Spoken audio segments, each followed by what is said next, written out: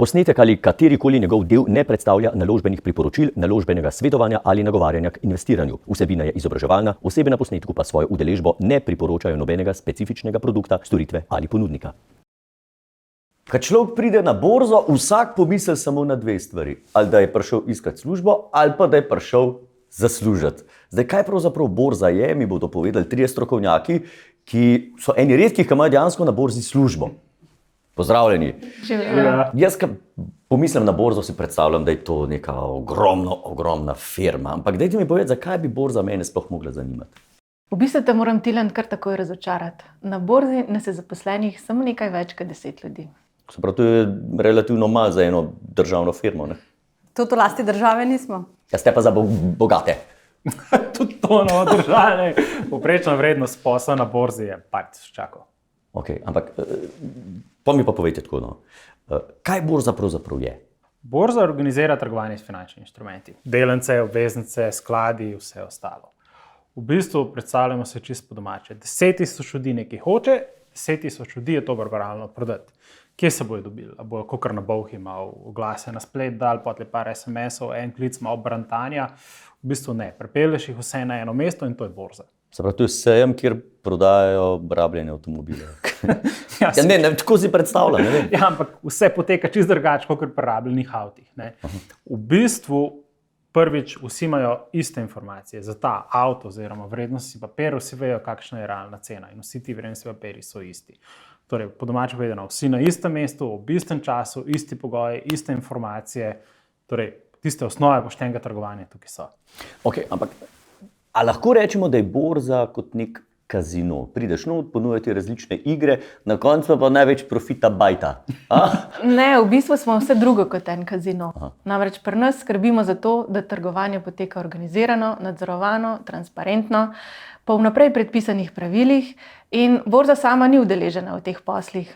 Investitorji trgujejo na naši borzi preko borznih članov in borza vas stane manj kot 4 evre za posel okrog 5.000. Dobro. Malo smo se hecali, zdaj pa resno vprašanje.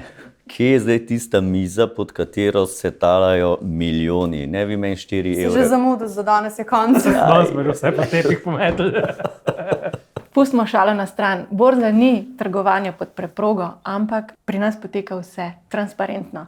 Vse informacije o naših vrednostnih papirjih, o poslih, ki se sklenejo na borzi, so javno objavljeni. Investitorji imajo dostop do knjige naročil, kjer lahko pogledajo, kaj je najboljša ponudba in kaj je najboljša povpraševanja za vsak vrednostni papir. In trgovanje bi bilo težko še bolj transparentno. Se pravi, na borzi jaz ne morem kupiti mačka v žaklju. Ja, v bistvu lahko, no, samo ta maček v žaklju bo prej pregledan. Vse družbe, ki se želijo uvrstiti na borzo, morajo prej opraviti domačo nalogo.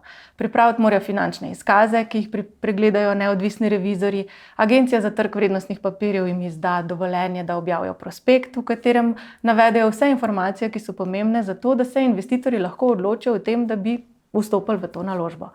In konec koncev še borza pregleda, da papir in izdajatelj izpolnjujeta vse pogoje za uvrstitev. Ampak s tem se njihova pot šele začne. Namreč družba, ko postane javna družba, mora tekoče obveščati o svojem poslovanju. Recimo za prvo kotacijo boš imel vsako četrtletje poslovne in finančne rezultate, veš, kaj se s to firmo dogaja. Če se kaj pomembnega zgodi vmes, morajo takoj poročati tudi o tem med četrtletjem. In konec koncev neka pomembna odločitev pride o družbi, treba sklicati skupščino, kjer si ti kot delničar vabljen, da o tem soodločaš. Tako da nek proces je, ki ti stalno kot delničarju zagotavlja informacije.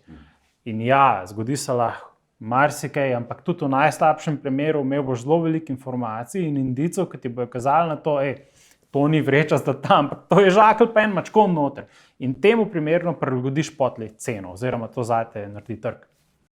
In v vseh teh informacijah boš pravočasno obveščen, ker so te informacije vse objavljene pri nas na SEO-netu.